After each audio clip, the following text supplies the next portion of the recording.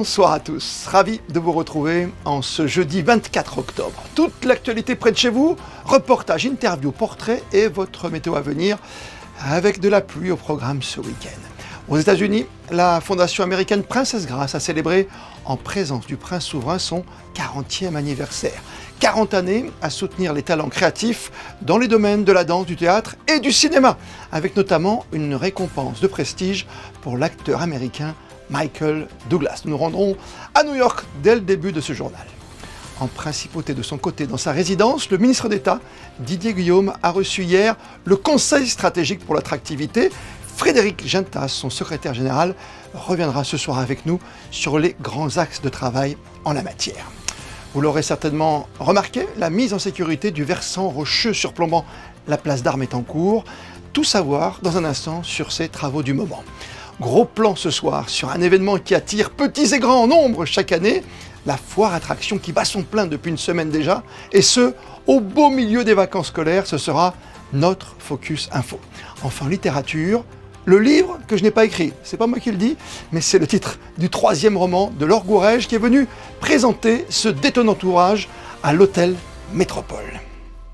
Et direction New York pour célébrer un anniversaire d'importance, celui de la Fondation Princess Grace USA, qui renouait hier avec son traditionnel gala de remise de prix. On retrouve sur le tapis rouge notre correspondante aux États-Unis, Alexandra Pani. Bonsoir à vous. Bonsoir à vous. Oui, effectivement, la Fondation américaine célèbre son 40e anniversaire. 40 années à soutenir les talents créatifs dans le domaine du cinéma, du théâtre ou encore de la danse. Je vous propose de revenir sur cette soirée de gala en images. Tapis rouge, lieu prestigieux, la Princess Grace Foundation USA renoue avec sa longue tradition de remise des prix. Depuis 40 ans, elle a soutenu plus de 900 artistes aux États-Unis. La fondation est née d'une volonté du prince Régnier III en hommage au talent et à la carrière de la princesse Grace. Supporting artists was one of Princess Grace's greatest passions. It's something she actually did very quietly throughout her lifetime. When she passed away, they discovered she was supporting artists. And so Prince Rainier really did this to honor the work that she did very quietly in her lifetime. They're selected by experts within the fields of theater, dance, and film. So first they are nominated. Someone sees them and says, this is the next wonderful, extraordinary artist. And then they're reviewed by panels of experts who look at them and are really looking at identifying artistic excellence and promise of extraordinary. La Princess Grace Award statue d'une valeur de $25 000, remise à 2 lauréats, le dramaturge et finaliste du prix Pulitzer, Brandon Jacob Jenkins, et la réalisatrice de théâtre et de cinéma, Lila Neuschbauer. Les prix pour les projets spéciaux qui ont offert près de $2 millions de bourse depuis leur création en 2003. La bourse Grace Kelly qui s'adresse aux très jeunes artistes émergents encore au lycée. Et pour finir, le Princess Grace Awards dont les gagnants reçoivent chacun $15 000 et $1 500 pour les lauréats honoraires. Un soutien non négligeable pour leur carrière. It's such a blessing to be here. I was just looking at this backdrop and I remember maybe years ago, maybe about 5 years ago, Googling Princess Grace Award just to put it on my vision wall. And to be here and to see it come to fruition is such a blessing and such a testament to my God. And I'm just very grateful and honored to be recognized on such a prestigious level. It's an encouraging breath of fresh air. Being an artist very much is a marathon, and along the way you get very winded. If you ever run a marathon, which I've never done myself, I'm told it's around mile 15, you're I'm dying. And then as a filmmaker, you have such a storied organization like Princess Grace and Grace Kelly's memory there to push us forward, telling us that you are not alone and your work matters.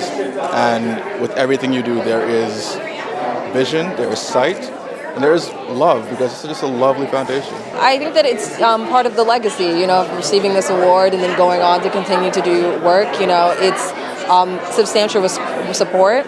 It's a great connection to community and to other artists, even the other artists who I'm being awarded with tonight, getting to know them over the past few days. We're already dreaming about the projects that we will do together and how we'll use the support of this foundation to keep making wonderful art and keep growing ourselves and each other. So I'm very excited about that. Cette année marquait également le retour du prix Prince Régnier III, créé en 2005. Plusieurs grands noms du monde artistique font partie des lauréats. James Cameron, Julie Andrews, Queen Latifah, George Lucas, Glenn Close ou encore Mikhail Baryshnikov, pour n'en citer que quelques-uns. Et pour l'édition 2024, c'est une légende du cinéma qui a reçu la statuette des mains du prince souverain, Michael Douglas. Ce prix est accompagné d'une subvention de $25 000 à l'organisation philanthropique choisie par le récipiendaire. Elle a ainsi été remise pour cette édition à la Douglas Foundation. De par ses prestigieuses récompenses, la Princess Grace Foundation USA soutient ces talentueux artistes dans toutes les étapes de leur carrière. Reportage à New York, Alexandra Pani avec Antoine Écal. Et puis un peu plus tôt dans la matinée, au restaurant Rampoldi de New York, le prince Albert II assistait au conseil d'administration de la Fondation Princesse Grace, un rendez-vous annuel qui convie les différents membres du conseil et parmi eux son président John F. Lehman. En principauté hier soir, c'est le conseil stratégique pour l'attractivité qui était reçu à la résidence du ministre d'État. Et ce soir, pour évoquer les enjeux majeurs en la matière, c'est Frédéric Genta, le secrétaire général du conseil, délégué interministériel, qui est notre invité. Bonsoir Frédéric Genta. Bonsoir. On va rappeler le rôle de l'attractivité ici à Monaco. C'est on peut le dire, un de nos piliers quand même ici dans l'économie. C'est la source en fait de notre économie. Monaco vit grâce à sa capacité à attirer. Quand on voit le PIB monégasque, que ce soit l'immobilier, que ce soit la finance, notamment la finance, le private banking, que ce soit le tourisme, que ce soit le cluster du yachting, quelque part, la réussite économique de Monaco, c'est la réussite de l'attractivité. Comment rendre encore plus attractif notre principauté dans ce domaine ? La première chose, c'est déjà de se faire connaître. Parce que déjà, nous sommes attractifs.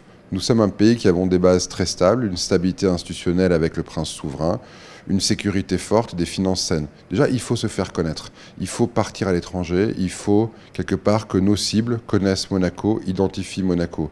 Aujourd'hui, il y a en Europe majoritairement des gens, des investisseurs qui réfléchissent à où s'installer pour créer de l'activité, mettre un family office, créer une entreprise. Il faut qu'ils pensent Monaco. Il faut que dans nos pays clés, on soit perçu, on soit compris et on soit quelque part accessible.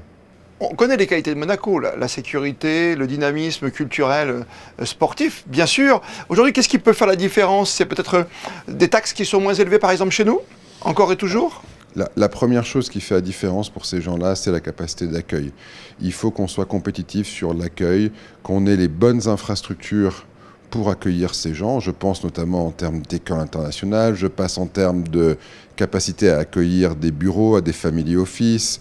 Je pense effectivement en termes de capacité numérique pour attirer ces gens. Les gens que nous souhaitons attirer ont changé et il faut que notre politique d'accueil, nos processus, quelque part, notre État et aussi nos infrastructures soient au meilleur niveau, mais surtout au niveau pertinent pour cette nouvelle génération de résidents qui souhaitent venir travailler, créer de l'activité, rencontrer des gens comme eux. Et donc, il faut quelque part, quand les gens arrivent, ils aient l'impression que les infrastructures sont au niveau pour les accueillir, que la communauté est facile d'accès et que tout est fait pour qu'ils puissent s'installer et créer de la valeur de la manière la plus facile et efficace possible. On a parlé de mobilité et aussi d'enracinement. Il ne faut pas oublier qu'on est à la fin d'un grand projet immobilier qui arrive très très vite avec Marais-Terra. Ça veut dire qu'il faut qu'on reprenne le dessus économiquement tout de suite derrière dans votre domaine ? Ce qui est sûr, c'est que de toute façon, l'attractivité contribue à Marais-Terra. Marais-Terra a été un projet exceptionnel pour la principauté qui a revenu des revenus récurrents. Maintenant, il est sûr que nous devons continuer avec nos forces, l'immobilier, la finance, le numérique, le tourisme. Et pour ça, pour quelque part, je dirais, faire fonctionner ces industries, ces secteurs, il faut attirer des gens. Il faut attirer des gens pour l'immobilier, il faut attirer des gens pour augmenter les capacités des banques de gestion, il faut attirer des gens pour les tourismes et des congrès de haut niveau, il faut attirer des gens pour que notre écosystème économique en bénéficie et continue de créer des emplois. La source de tous ces secteurs, c'est notre capacité à attirer des cibles, des investisseurs de très haut niveau, des entrepreneurs, des touristes de très haut niveau et des talents pour faire fonctionner notre économie. D'où l'intérêt de fédérer tous ensemble avec le Conseil stratégique pour l'attractivité. Conseil stratégique pour l'attractivité est quelque part le think tank qui nous aide à penser cette stratégie. L'avantage, c'est qu'il regroupe l'ensemble des forces économiques. Qu'on parle d'hôtellerie, qu'on parle de finance, qu'on parle d'immobilier, qu'on parle des notaires, qu'on parle des avocats, qu'on parle de résidents, qu'on parle du médical, qu'on parle de la sécurité. Tout le monde est représenté au Conseil stratégique d'attractivité. Ce sont des bénévoles qui donnent de leur temps pour penser la stratégie monégasque. La preuve que l'attractivité est centrale, c'est que ce conseil existe. L'ensemble des membres du gouvernement en sont membres et il est présidé par son Excellence, Monsieur le Ministre d'État. Ça montre que la base de notre modèle, c'est l'attractivité.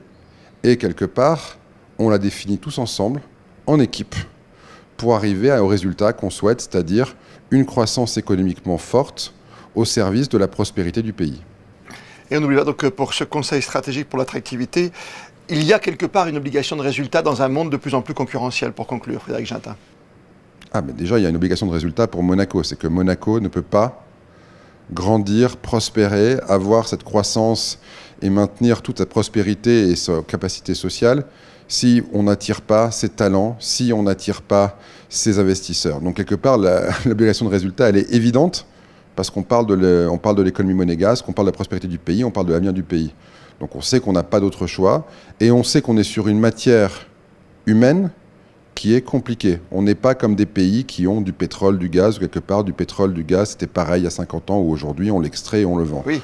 Nous on est sur une matière humaine qui évolue, une matière humaine qui est complexe, une matière humaine qui est exigeante et on doit s'adapter, être agile, adapter notre stratégie effectivement d'image, d'accueil, de politique publique, d'infrastructure à ses besoins. Quelque part, toutes ces choses doivent servir les besoins de l'attractivité, de nos résidents, de nos investisseurs, des talents, des salariés qu'on souhaite attirer, pour que ça bénéficie ensuite à la prospérité monégasque et pour que ça bénéficie au modèle monégasque. Donc l'obligation de résultat, elle est évidente parce qu'on parle de l'avenir du pays. Merci Frédéric Gintin d'avoir pris du temps pour nous ce soir sur Monaco Info.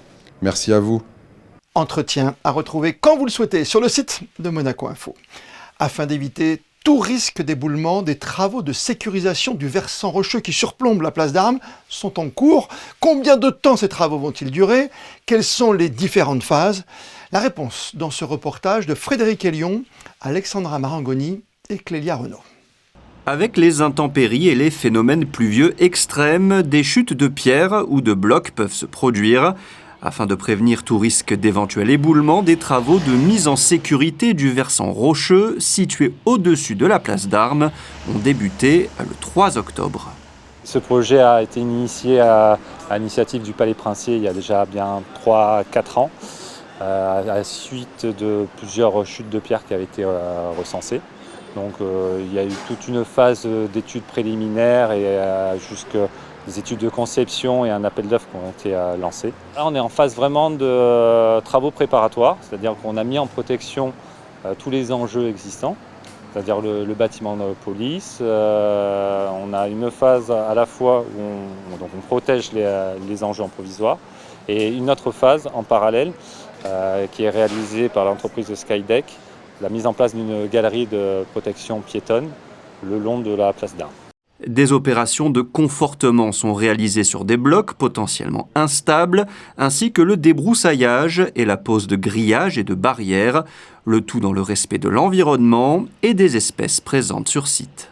On est intervenu en phase amont pour justement faire un diagnostic, savoir quels enjeux étaient présents sur le site. Et donc on a révélé 2 gros enjeux, donc la nivole de Nice, qui est une plante qui est assez localisée et dont notamment le Palais a fait une campagne de consolidation de population avec la transplantation avec le Conservatoire botanique méditerranéen. On a fait ce qu'on appelle des mesures de mise en défense. Donc on a balisé, on a matérialisé avec de la cordelette ou avec de la chaînette pour que justement les ouvriers n'aillent pas sur ces sites-là, parce que c'est les endroits où il y avait de la nivole de Nice, qui est une espèce très sensible. La fin de cette première phase de travaux est prévue pour la mi-janvier. Et découvrez à présent ce film documentaire Musa. Il s'agit d'un voyage entre Vilnius, Paris, Genève et Budapest en compagnie d'une talentueuse pianiste lituanienne qui emmène le spectateur dans le monde merveilleux de la musique classique. Comme vous l'explique maintenant Vanessa Dessy sur des images d'Olivier Bonello. Après de longues et douloureuses années d'invasion et de domination par différents régimes autoritaires, les pays baltes se sont affranchis en 1990 par la révolution chantante soviétique en laquelle Musa s'est engagée. Depuis, la pianiste ne cesse de porter haut et loin la musique de sa patrie. J'étais filmée depuis mon tout petit âge. Je suis quelqu'un qui vient de la famille des artistes et a l'habitude de voir les caméras. C'est l'histoire de quelqu'un qui vient de pays qui étaient occupés par les soviétiques et qui était rayé de la carte pendant 50 ans. Et j'étais moi-même touchée, j'étais interdite de passeport pendant 7 ans. Donc tout ça s'est vécu, mais j'étais toujours heureuse vivre dans la musique et je le suis toujours. L'association Monaco Baltic States est un pont culturel entre la principauté et les États baltes. Fondée pour promouvoir des échanges, elle soutient des initiatives variées, comme ce film Musa, renforçant ainsi les liens entre les deux nations. Cette association incarne donc une volonté de dialogue et de coopération internationale. Le fait que Monseigneur il a échangé à New York avec le président de la Lettonie sur différents sujets et que Monaco est toujours respectueux de celles qui sont les valeurs principales. Ça veut dire la liberté, le respect des hommes, le respect de celle qui est la culture. Ça va dans ce sens. Dans la vie de Madame la professeure Roubakité, il y a, je pense, celle qui est un message pour tous les jeunes générations. Si on a du talent, on peut arriver n'importe où, aussi que les conditions socio-économiques ou les lieux de naissance sont défavorisés. Musa, un film documentaire qui rappelle que l'art, sous toutes ses formes, est une arme pacifique face au tumulte de l'histoire.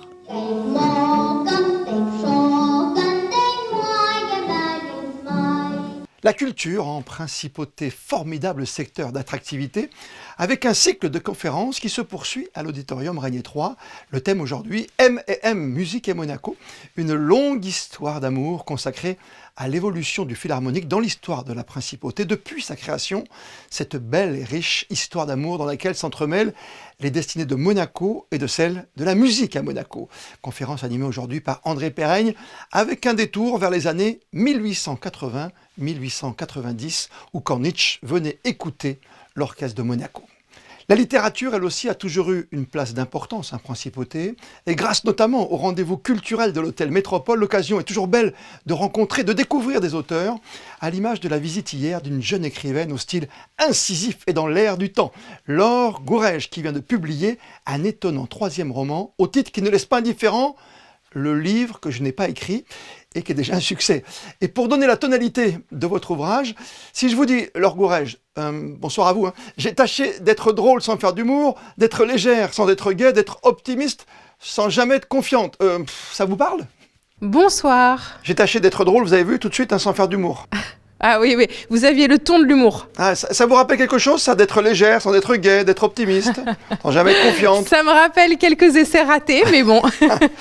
Le titre de votre livre, justement, on va en parler un tout petit peu, puisque vous êtes à la rencontre de vos lectrices et de vos lecteurs, bien sûr, ou donner envie de l'acheter tout simplement. Ce 3e roman pour vous, le livre que je n'ai pas écrit. Et vous voulez écrire quoi, finalement? Que vouliez-vous écrire? Une comédie, justement, le livre drôle, léger, avec de l'humour. C'était ça, le but. Et ça ne se fait pas, donc, dans le domaine de l'édition ou auprès de votre famille? C'est compliqué. La comédie est compliquée en littérature. C'est vrai qu'elle n'a pas une place très prestigieuse dans la littérature française. Et donc, elle existe un peu plus dans le théâtre, mais beaucoup moins dans le roman. Donc, c'est pour ça que j'avais un peu envie de me donner ce défi. Vous surprenez toujours, parce que le premier roman était un succès, c'était La fille du père. Vous aviez 30 ans à l'époque et vous avez voulu faire le point peut-être sur votre vie. Et dans le deuxième, que j'ai eu la chance de découvrir, Les idées noires, c'est vraiment le regard des autres. On vous appelle un matin, on vous dit « venez témoigner » dans une émission pour parler de votre couleur noire alors que vous ne l'êtes pas. Tout à fait, c'est vrai. C'est d'ailleurs un peu aussi un ton aussi humoristique, en tout cas au moins un ton un peu qui pousse vers l'absurde. Et oui, j'avais envie de faire ça et ça m'a amusé d'essayer de pousser jusqu'à l'absurde la question de l'identité. Oui, mais en tout cas la question de l'identité, on se la pose dans un monde aujourd'hui qui justement se pose tant de questions autour de l'identité. Tout à fait. Ben oui, et c'était d'ailleurs dans ce mouvement-là que j'avais eu envie d'écrire ce texte-là. C'était parce que je sentais que la question était très présente, que tout le monde essayait de se trouver une identité, de se donner une communauté, d'appartenir à une communauté fermée. Et je me suis posé la question, qu'est-ce qu'on fait des gens finalement qui, comme moi, ont deux identités, sont finalement ni noirs ni blancs, sont un peu des deux ou alors rien du tout. Et donc, dans quelle case on rentre ? Dans quelle case on rentre ? Dans la case de ce troisième roman, en tout cas, vous êtes journaliste de mode.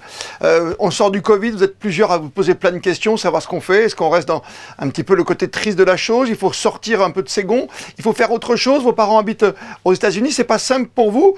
Et vous avez envie de parler finalement quoi ? De vous au final ? Non, pas trop. Plutôt justement sortir de moi. C'était un peu ça le but de l'écriture de ce livre. D'accord. C'était justement de rompre un peu avec l'autofiction et ce que j'avais fait comme travail dans les 2 premiers, et plutôt justement d'écrire un vrai roman, une invention. C'est compliqué partout, c'est compliqué avec vos parents, c'est compliqué en amour. Ouais, c'est compliqué partout. Pardonnez-moi. Dans le livre, bien sûr. Ah bah oui. Même le personnage principal vous pose problème. Elle s'appelle Hermione. Bon, ça nous rappelle quoi ? Harry Potter, un bateau ? C'était plus en hommage à Racine, mais oui, ça marche aussi Harry Potter, bien sûr, évidemment. Bien sûr. On va pas, comment dit-on déjà, divulgacher, spoiler ce livre qui est déjà un vrai succès, on le rappelle quand même, Laure. Ah bah merci. Écoutez, j'espère en tout cas que malgré le titre, il fera quand même un peu rire et il apportera la dose d'humour dont on a un peu besoin dans cette période. Il y a un ressort comique à l'intérieur évidemment qui revient souvent. On parle beaucoup des SMS. Je ne vais pas aller plus loin bien sûr. Oui. Oui, c'est vrai. Les textos m'ont beaucoup aidé justement à apporter cette touche d'ironie, de comédie, et c'est très pratique parce que c'est court, on peut être très incisif, très ramassé, et là c'est très pratique pour faire de l'humour et de l'ironie. Est-ce qu'on passe de l'optimisme au pessimisme sans problème dans votre livre ? Facilement, mais oui, mais bien sûr, évidemment, les deux c'est la même chose en fait. Pourtant il y a plein d'esprits opposés dans votre livre. Oui, mais bien sûr. C'est vrai que effectivement, on passe des deux, et c'est ça qui est intéressant, c'est effectivement de jouer entre cette tension entre le comique, l'optimisme et le pessimisme, et aussi de voir finalement comment parfois l'ironie, qui peut être quelque chose d'humoristique, a vraiment un fond aussi de gravité et de noirceur. Et c'est ça qui m'intéressait aussi, c'est d'être tout le temps dans cette tension entre les deux. Laure Courrèges, au final, vous êtes contente de ne pas avoir écrit ce livre ? Je suis ravie. C'est terrible comme question. Je suis ravie de l'avoir raté, c'était parfait. Comment ça se passe, les rencontres comme aujourd'hui au Métropole ? Comment ça se passe pour vous ? Est-ce que ce sont des gens qui ont déjà lu vos 2 derniers livres, qui viennent de découvrir le 3e ou qui veulent l'acheter ? Alors là, aujourd'hui, c'est plutôt des gens qui viennent pour découvrir le livre. Donc, on va avoir une discussion tout à l'heure, justement, autour du roman. Et comme ça, tout le monde pourra poser des questions. Et ce sera une discussion vraiment libre. Et j'espère donner envie aux spectateurs de venir de lire le livre. En tant qu'artiste, c'est un vrai plaisir de pouvoir échanger. Parce que vous avez des réactions qui sont toujours, en tout cas, diverses et variées, j'imagine. Oui, c'est vrai que la question de la comédie intrigue beaucoup. Et c'est vrai que j'entends beaucoup, surtout dans cette époque-là, comme je disais tout à l'heure, qui est un peu difficile. Beaucoup de gens me disent, mais voilà, comment on assume aujourd'hui le rôle de la comédie dans un monde qui est justement qui est très compliqué, avec des difficultés partout, et finalement, comment on réussit à être heureux alors que tout fiche le camp. Merci Laure Courrèges d'avoir été avec nous ce soir. Merci beaucoup. Merci à vous. Bonne soirée. Dans le cadre des actions menées par l'association Semeurs d'Espoir Monaco, une collecte de matériel informatique, ordinateurs, portables, tablettes, téléphones est en cours. Les appareils seront ensuite réaffectés à des étudiants et à des personnes en situation précaire. Si vous avez du matériel en état de marche, merci de contacter les Semeurs d'Espoir à l'adresse mail qui s'affiche tout au bas de votre écran. Et dans ce journal, on va prendre le temps ce soir de prendre du bon temps en se rendant à la foire Attraction qui a ouvert ses portes il y a maintenant 1 semaine sur le port de Monaco. Un événement très attendu pour les petits comme pour les grands et que nous avons souhaité mettre en lumière ce soir. Nous allons rejoindre sans plus tarder au milieu des manèges, des jeux et autres stands gourmands, Émilie Rousseau. Émilie, vous avez pu le constater, le public est bel et bien, en tout cas au rendez-vous, et encore plus dans cette période de vacances scolaires. Oui, comme chaque année à la même époque, de nombreux visiteurs sont venus ici à la foire attraction à la recherche de sensations fortes ou tout simplement pour une pause gourmande. Avec Camille Caloni et Alexandre Gougassian, nous sommes allés à leur rencontre et nous avons aussi recueilli le témoignage des forains pour connaître la raison de ce succès. C'est le rendez-vous familial par excellence, celui où l'on rit, on crie, on s'amuse et où l'on passe du bon temps. Et ce n'est pas les jeunes qui nous diront le contraire. Pour moi, la foire, c'est quelque chose où on doit s'amuser. Et en plus, ça tombe pendant les vacances, donc on peut venir souvent. C'est là où on passe du temps avec les amis. Là, on recherche des attractions à sensations fortes et où on peut gagner des choses. C'est incroyable, j'adore, c'est trop cool. People having fun, screaming the whole time and just having fun here. Pour moi, la foire, franchement, c'est un truc où on s'amuse. En plus, on est jeune, on peut faire plein de manèges. Franchement, j'aime trop la foire. Moi, j'ai gagné ma peluche de l'OM et je suis content, je suis trop fière. Un enthousiasme débordant que les forains prennent comme une marque de reconnaissance. Certains d'entre eux viennent en principauté depuis des dizaines d'années. Ils ont vu grandir cette génération qui vient aujourd'hui, avec ses propres enfants, profiter des manèges et autres plaisirs sucrés. Pour nous, de revenir à Monaco chaque année, c'est un privilège, d'une part. On est tellement habitués d'être accueillis, tellement gentiment, agréablement. Et vous savez, la foire, c'est le moment le plus festif de l'année pour les enfants. Ils trépignent d'impatience, de joie, de sensation, de venir pendant un mois, profiter de tous les manèges et des confiseries qu'on a ici. Et pour profiter pleinement de cet événement, la mairie de Monaco, organisatrice de la foire attraction, est très vigilante sur la sécurité. On vérifie que tous les manèges, tous les stands soient bien contrôlés, bien assurés, que tout a été fait dans les règles de l'art pour assurer la sécurité des participants. Et après, sur le site, on s'assure également, avec des contrôles aux entrées, qu'il n'y a personne qui va représenter un risque pour les autres, ou en tout cas un minimum de risque. Près de 80 stands composent la foire attraction cette année, avec quelques nouveautés et le retour de manèges phares. Si certains s'amusent, d'autres préfèrent regarder au loin. Est-ce que vous seriez capable de faire ce genre d'attraction aujourd'hui? Non. Définitivement non. Mais nous avons quand même trouvé des téméraires, à l'image de Thierry, qui sait mesurer au Stargate, un cylindre qui utilise la force centrifuge et qui offre des sensations uniques. C'était comment?